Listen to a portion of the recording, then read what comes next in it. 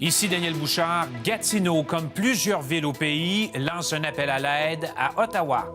Déconfinement des terrains de camping en Ontario, des campeurs heureux, des propriétaires débordés.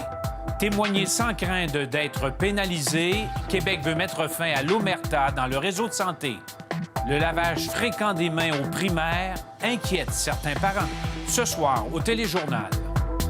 Qu'allons-nous faire de nos budgets qui vont être dans le rouge? Juste les opérations policières, depuis le début, là, c'est 350 000 de temps supplémentaire. Il faut que le fédéral prenne un leadership, mais je m'attends également à ce que le provincial s'assoie autour de la table.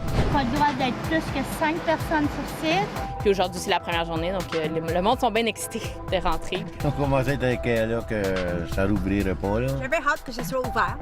C'est sûr que c'est important de parler, mais c'est important de régler. On comprend là qu'on a une situation extraordinaire. C'est la troisième fois que la ministre annonce la fin de l'omerta. Pour moi, ça ne veut rien dire. J'ai vu ses mains, là, il était rendu en sang là, complètement. J'ai trouvé ça assez grave. Ça ne m'étonne pas du tout.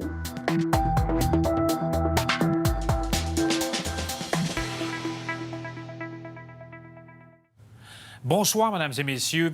Gatineau est au nombre des villes canadiennes qui lancent un appel à l'aide en raison des contre-coups économiques liés à la COVID-19. Comme l'explique Christian Noël, en ces temps de pandémie, leurs revenus chutent et leurs dépenses explosent. Les usagers ne se bousculent pas au tourniquet, les sièges sont souvent vides et les sous n'entrent plus dans les coffres des villes.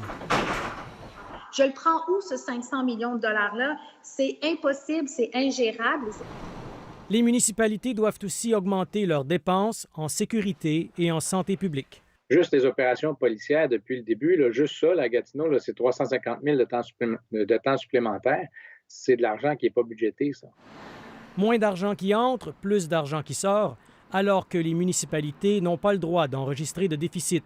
D'un bout à l'autre du pays, les villes se préparent à prendre des décisions draconiennes. C'est nécessaire pour nous d'imposer une augmentation peut-être 30 ou 35 aux impôts fonciers. Ce n'est pas